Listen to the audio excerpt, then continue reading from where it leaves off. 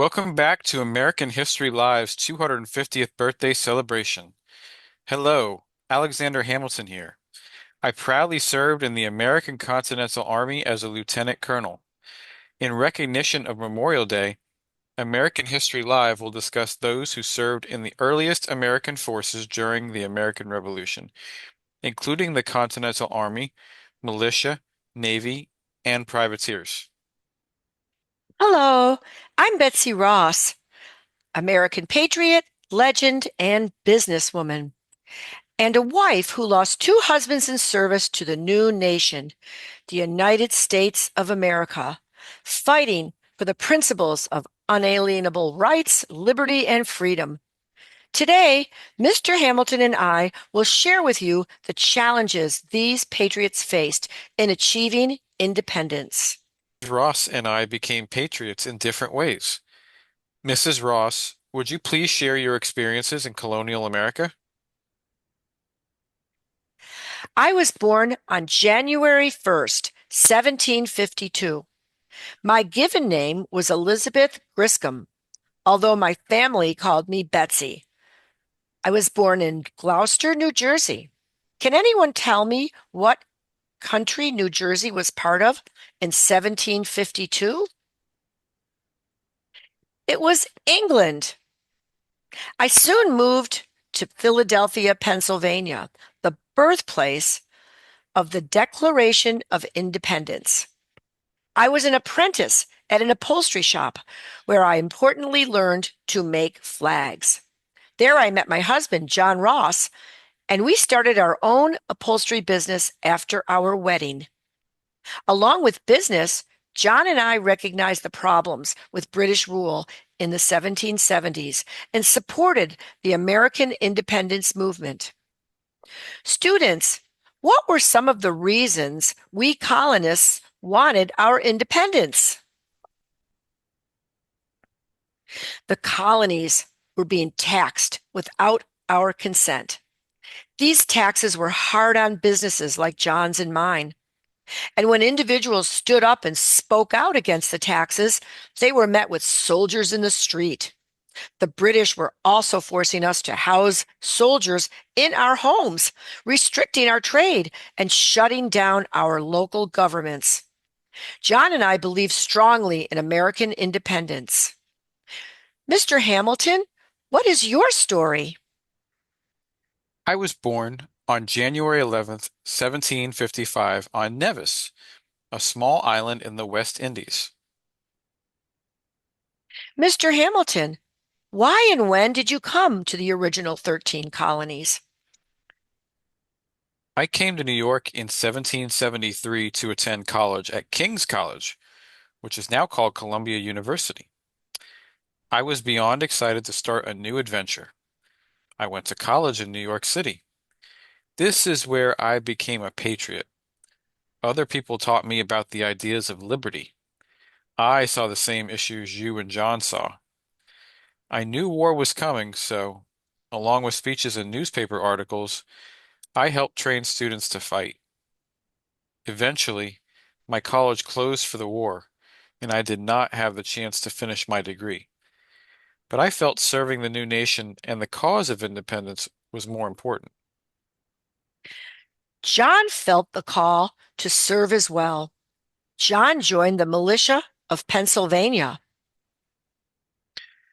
Most men who served during the American Revolution served as John Ross did, as members of their state militia, citizen soldiers, a part of their state's forces. Men between the ages of 16 and 45 years of age were to be ready to take up arms and train with the militia. Militiamen were required to maintain arms and equip themselves for service. Prior to and during the Revolution, these men were often called Minutemen, as they were expected to defend their state at a minute's notice. The militia played a very important role in the Revolution, supporting the Continental Army and providing direct protection of states and local property. Militia numbers far outnumbered members of the Continental Army, and their ranks played a key role in reinforcements in many battles. Did John continue serving throughout the Revolutionary War? Unfortunately, no. John was injured during service and died on January 21st, 1776. Notice this is over 5 months before signing of the Declaration of Independence.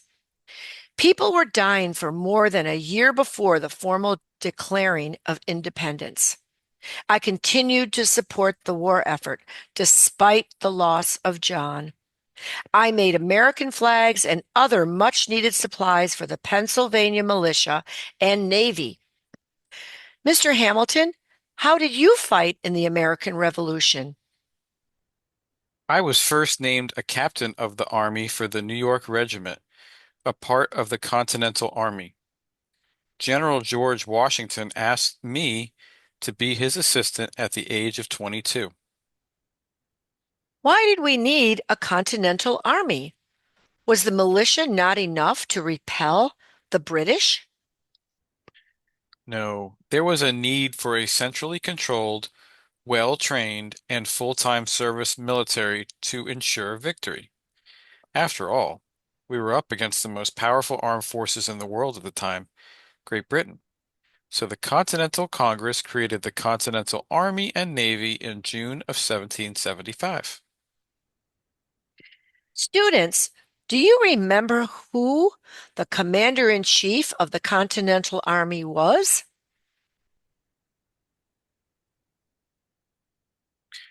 George Washington was an excellent choice. He had the experience and temperament for command. By 1780, there were 30,000 members of the Continental Army. People joined quite young, many 15 or 16. The vast majority of us were between 15 and 30. Beyond fighting for the cause of liberty, many joined for adventure and an escape from poverty. Did the Continental Army have enough volunteers? No, therefore military drafts were implemented. This compelled service if your name was selected. I do want to recognize our diverse soldiers.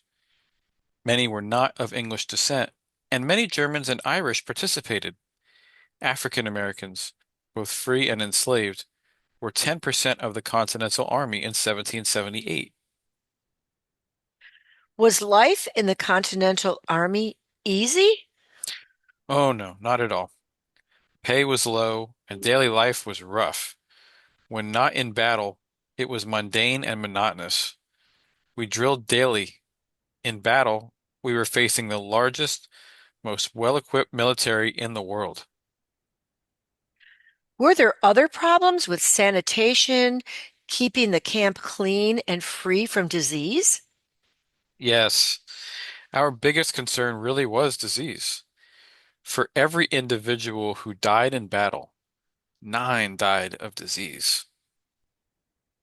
And of course, we needed to get supplies to the Army, militia, and those of us on the home front. We did have a small navy, but privateers like my second husband, whom I married in 1777, made it possible to get the supplies we needed.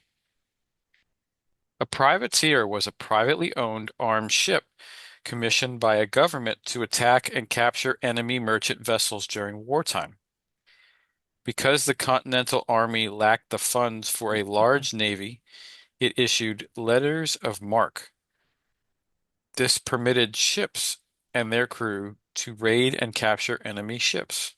Very dangerous, but necessary to provide much needed supplies to the 13 original states. My husband would spend much of the war out at sea, aboard ships, capturing food, equipment, and other supplies we needed to survive. In 1781, Joseph left on the ship the Lion, which was soon captured. Unfortunately, he was placed in Old Mill Prison in England, and he died. Joseph died after the Battle of Yorktown, where the British Army surrendered. However, prisoners of war were not released until the 1783 Treaty of Paris. 25,000 Americans died in battle, as prisoners or from disease to make this country possible. That is 1 in 5 of the total forces and 1 in 3 of the Continental Army. 8,000 had life-changing wounds, and 1,500 disappeared. Remember not only those who died, but the families left behind. Joseph and I had 2 daughters. On this Memorial Day and beyond, remember those who gave their lives for your nation.